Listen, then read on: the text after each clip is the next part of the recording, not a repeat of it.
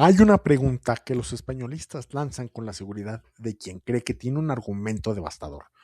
¿Por qué México perdió 2 millones de kilómetros cuadrados?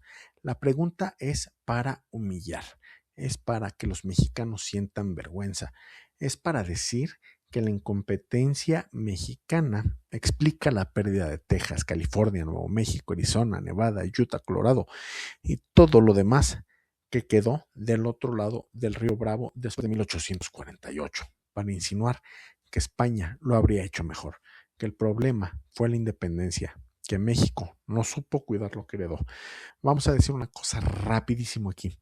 Para empezar, en realidad no fue España la que colonizó todos esos territorios de América del Norte. Fueron novohispanos a nombre de la corona española. Por ejemplo, Los Ángeles fueron fundados por personajes nacidos en Sonora y Sinaloa. Sí, eran españoles, pero nacidos en Sonora y Sinaloa. ¿Ok? Pero bueno, la respuesta honesta a todo esto tiene muchas más aristas. ¿Ok? España lo habría hecho mejor, que el problema fue la independencia, que México no supo cuidar lo que supuestamente heredó, aunque lo conquistaron novohispanos.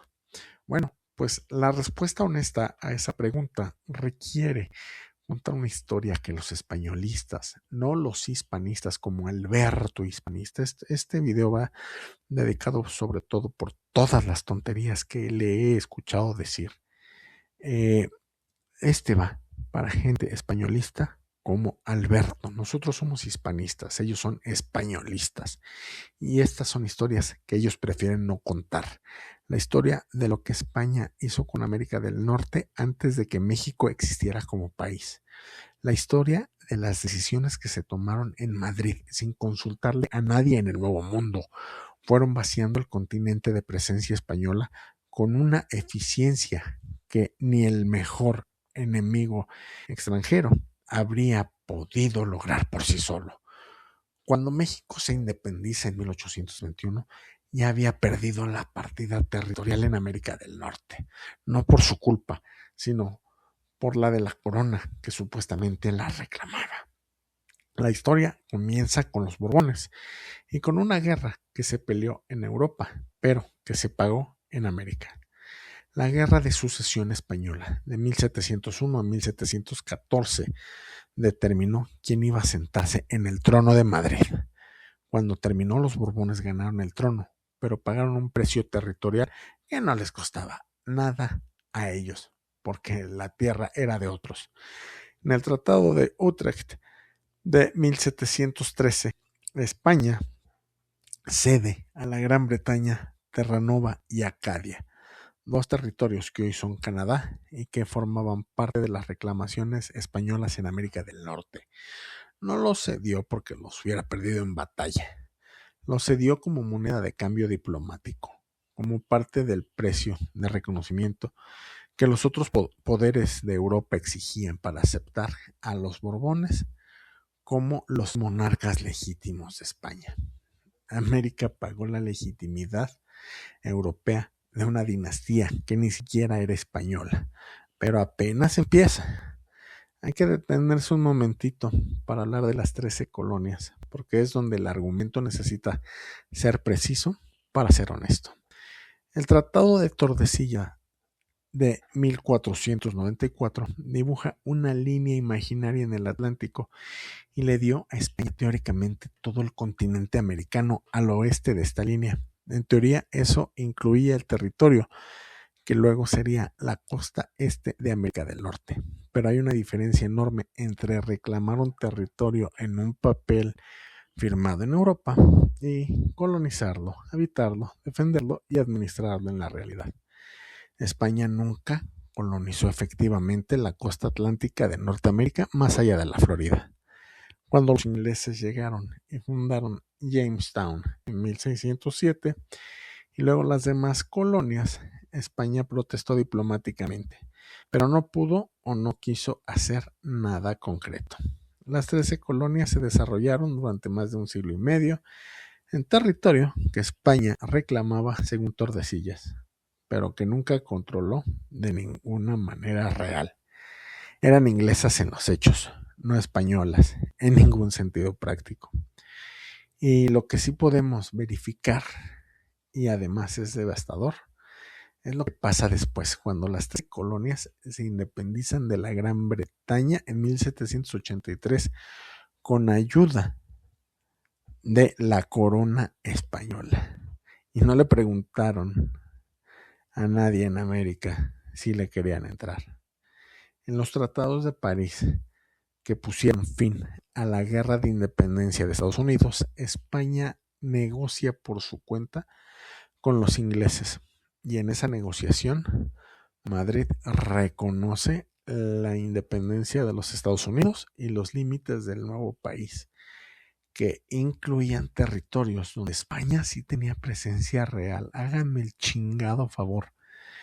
Estamos hablando de partes de la Florida y zonas adyacentes a la Luisiana. Firmó estos acuerdos sin consultarle a nadie en la Nueva España, sin preguntarle a los criollos que vivían en esos territorios que pensaban, con la misma actitud de propietario distante que había caracterizado toda la política colonial borbónica. Pero el golpe más humillante está por venir y tenía nombre francés. Napoleón Bonaparte tenía un sueño imperial en América. Quería reconstruir el imperio francés en el Nuevo Mundo, usando la isla de Santo Domingo como base y la Luisiana como granero continental. Para eso necesitaba la Luisiana, que España controlaba desde 1762. Y España, gobernada en ese momento por Carlos IV y su ministro Godoy, se la dio. Ese par de mentecatos se la dieron. Ya ven por qué nos empezamos a hartar de el dominio desde Madrid. Pues bueno, en el Tratado de San Ildefonso de 1800, España cedió la Luisiana a Francia. El territorio era enorme. Abarcaba lo que hoy son Arkansas, Missouri, Iowa, Minnesota, Dakota del Norte, Dakota del Sur, Nebraska, Kansas, Oklahoma, partes de Montana, Wyoming, Colorado y el estado de Luisiana. Aproximadamente 2 millones de kilómetros cuadrados de tierra que la Nueva España bordeaba por el norte y que los novohispanos consideraban parte de su mundo geopolítico natural. España lo cede sin preguntar. El sueño de Napoleón se colapsa casi de inmediato. La revolución haitiana aplastó al ejército francés, que iba a ser la vanguardia del imperio americano de Napoleón. Sin Haití, la Luisiana no tenía un sentido estratégico y Napoleón, necesitado de dinero para financiar sus guerras en Europa, vendió toda la Luisiana a los Estados Unidos en 1803 por 15 millones de dólares. Francia vendió lo que España le había cedido. ¿Ok? Sin consultarle a España, por supuesto, sin consultar a nadie en América.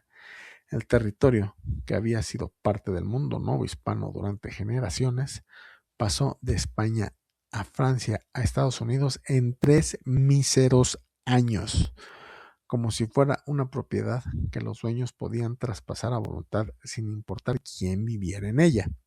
En Ciudad de México, en Guadalajara, en los círculos criollos de toda la Nueva España, la noticia de la venta de la Luisiana cayó como lo que era: una traición, una demostración de que Madrid era capaz de disponer de América como si fuera un activo liquidable, una ficha en el tablero de las guerras europeas, sin ninguna consideración por los intereses de los millones de personas que vivían en este continente. Pero no termina la cosa ahí. En 1819, 16 años después de la venta de la Luisiana, España firmó el Tratado Adams-Onís con los Estados Unidos. El acuerdo cedía la Florida a los Estados Unidos definitivamente a cambio establecía la frontera entre la Nueva España y el territorio estadounidense. Era la última gran cesión territorial española en América del Norte, y como todas las anteriores, ¿dónde creen que se firmó? En Europa, entre diplomáticos, sobre mapas, sin que nadie en el virreinato de la Nueva España tuviera voz en ese proceso, porque sí, si no lo sabías, la Florida fue Nueva España, la Luisiana fue Nueva España. Para entonces el proceso de la independencia mexicana ya estaba en marcha. Y no es difícil entender por qué, ¿verdad?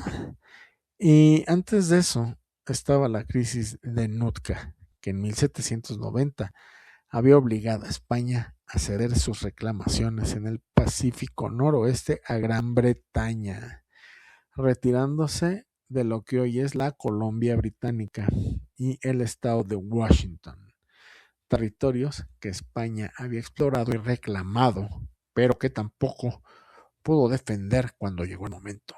El patrón es siempre el mismo. España reclama territorios inmensos basándose en exploraciones y tratados, pero no los podía colonizar, no podía crear una presencia real. Y cuando otro poder europeo los ocupaba o los presionaba, Madrid cedía con una facilidad que no te imaginas. Cedía en la mesa de negociaciones lo que no había podido defender sobre el terreno, y pagaba esos acuerdos diplomáticos con tierras americanas. Hay que imaginar lo que esto significaba para un criollo de la Ciudad de México en 1803, para alguien que había nacido en América, cuya familia llevaba generaciones en América, que se consideraba a sí mismo tan heredero de ese continente como cualquier español peninsular. Ese hombre leía que el rey de España había cedido la Luisiana a Francia, que Napoleón la había vendido a los gringos y que nadie le había preguntado a él nada, que el territorio que bordeaba su mundo por el norte había cambiado de dueño 2 veces en 3 años como si fuera ganado. ¿Cómo ves, mi Albertico? ¿Cómo no iba a estar encabronado este criollo de la Nueva España? Y la palabra encabronado es exactamente la correcta, no es hipérbole, es la descripción más precisa del estado del ánimo que la élite criolla novohispana tenía durante la primera década del siglo XIX. Un estado de ánimo que gente como un Miguel Hidalgo no inventó, sino que canalizó, que un José María Morelos articuló en sus sentimientos de la nación, que Agustín de Iturbide usó para construir la coalición que finalmente consumaría la independencia. La indignación territorial no fue la única causa de la independencia mexicana, pero fue una de sus corrientes más profundas y menos mencionadas. La sensación de que Madrid disponía de América como de una hacienda propia sin importarle los derechos de quienes vivían en ella. La experiencia repetida de decisiones tomadas al otro lado del Atlántico que afectaban directamente la seguridad y la prosperidad de los novohispanos, sin que estos tuvieran ningún mecanismo para protestar, influir o cuando menos ser escuchados. Entonces, cuando los españolistas, que no los hispanistas, gente como Alberto hispanista, dice que se perdieron los territorios por la incompetencia mexicana, bueno, pues ellos preguntan que por qué México perdió 2 millones de kilómetros cuadrados en 1848. La respuesta completa tiene 2 partes, cabrones. La primera parte es que sí, México pierde esos territorios en la guerra con Estados Unidos y en las sesiones posteriores.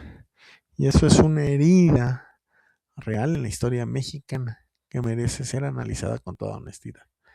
Pero la segunda parte es que antes de esa pérdida, la corona española, que no los novohispanos, había cedido, vendido, negociado y regalado territorios equivalentes a 14 millones de kilómetros cuadrados en América del Norte a lo largo de un siglo de política borbónica, cabrón. Había entregado la Luisiana a Francia.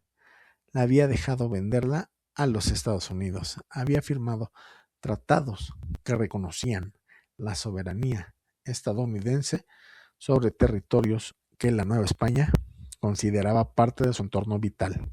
Había cedido la Florida, había abandonado el Pacífico Noroeste, y recordemos que la Florida fue colonizada por tlaxcaltecas.